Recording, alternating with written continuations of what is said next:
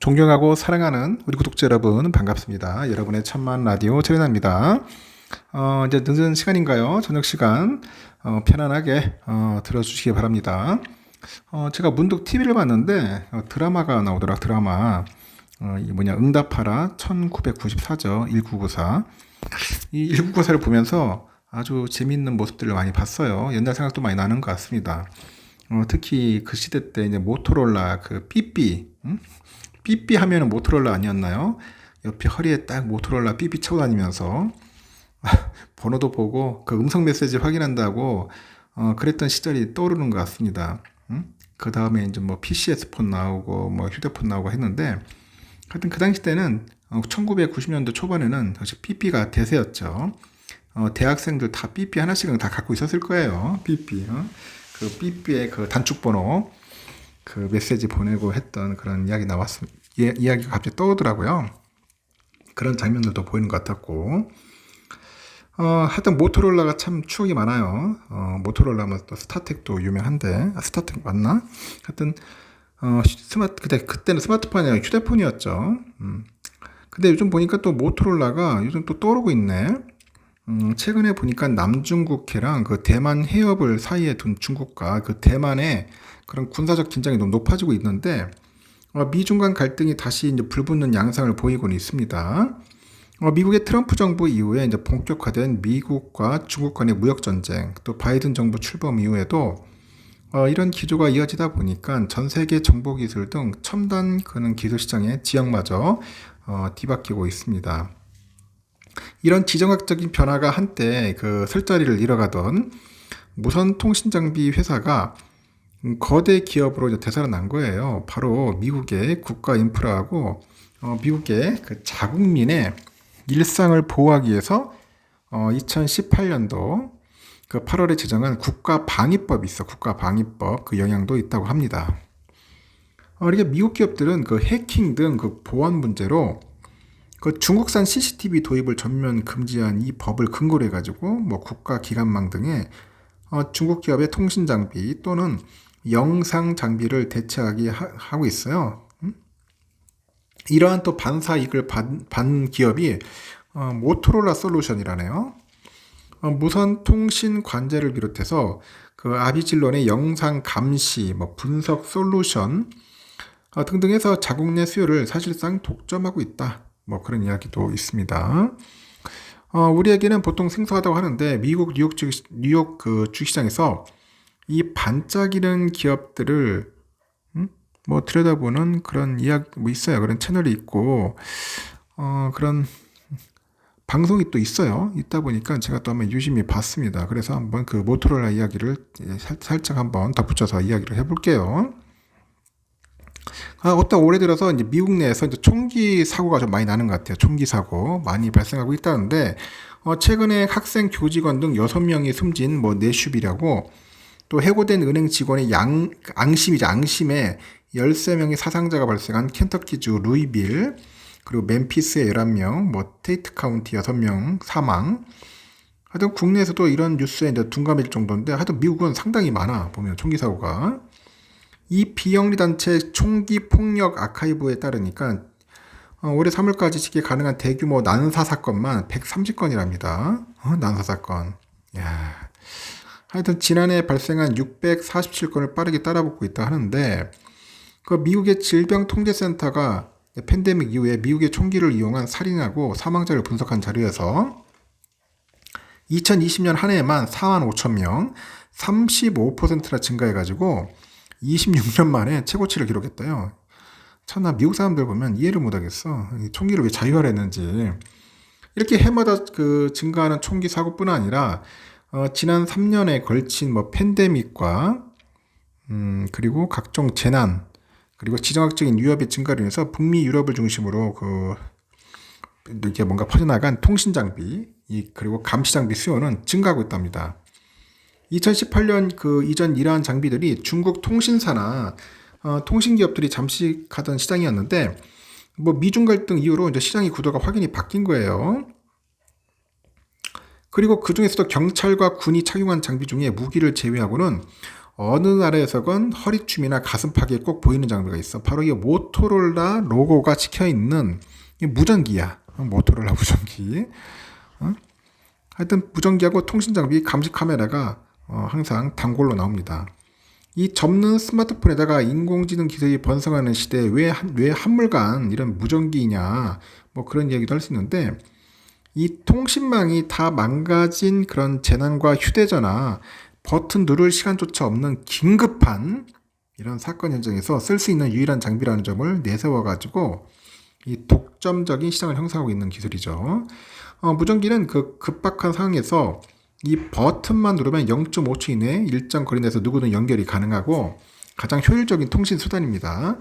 게다가 버튼을 눌러서 발언권을 얻은 뒤에 동시에 명령 전달이 가능해요. 그래서 군사작전은 물론이고 뭐 경찰, 뭐 소방, 수만 명이 운집한 뭐 경기장, 뭐 지하철과 같은 대중교통 등 이렇게 대규모 작전과 인파 통제가 필요한 보안이나 공공안전 분야에서 수요가 꾸준히 늘고 있더라고요. 최대 고객이 밀집해 있는 미국만 해도 주나 지방, 연방정부를 상대로 각국의 통신장비 업체들과 경쟁을 하는데 홀로 점유율 40%에 육박하는 그 모토로라 그 솔루션스, 여기는 그 무전기만으로 해도 연간 9조 원이래요, 매출이. 그러다 보니까 반도체 매출 부럽지 않는 거야. 미국의 또 NDAA 국방 수권법 제정 이전까지만 해도 시장을 잠식해오던 화이에하고 ZTE, 뭐 하이크비전, 다우아 기술, 하이테라 등 이 5개 중국 기업이 그 생산한 그 통신과 감시 장비가 퇴출되다 보니 이를 고스란히 이제 차지한 기업이죠. 그 우리나라에게도 모토로라 하면 여러분들 아시죠? 그 알파벳 M자 로고, M 로고 디자인에 90년대를 풍미했잖아. 그 당시 때 스타텍 하니까 좋았죠. 저도 있었는데, 뭐 레이저폰 더 익숙한데 그냥 이미 다 옛날 얘기야, 옛날 이야기. 세계 최초의 차량용 무전기를 발명하고 최초의 휴대폰 1973년, 80년대 그 다이나텍, 이 마이크로텍 등의 혁신을 썼던 모토로라 모빌리티는 노키아나 삼성, 애플의 차례로 밀려나가지고 중국 레노버에 넘어가지고 존재감마저 사라진 상태였죠. 그런데 이렇게 망할 줄 알았던 모토로라가 완전히 사라진 건 아니었다. 이런 걸 전화위복이라고 해야 하는지 모르겠는데 2011년에 그 행동주의 투자자가 있어요. 그 칼 아이칸이라고 있죠. 칼 아이칸이 그 압박에 못 이겨서 이 모토로라 모빌리티하고 모토로라 솔루션스를 이제 분사를 합니다. 분사했는데 마지못해 떼어난 그 솔루션스 부분이 경쟁자가 없는 그 재난통신 사업에 국제정세의 도움까지 얻어서 대박을 터뜨린 거야. 대박. 솔루션스가 대박을 터뜨렸다. 이렇게 재난안전을 위한 통신망은 전 세계에서 프로젝트 25 테트라라고 불리는 표준을 쓰고요. LTE 기반의 차세대 공공재난 안전망 구축이 한창이고, 그런데 이런 통신 기술은 모토로라 솔루션스가 사실 원조나 다름없더라. 그런 이야기를 합니다.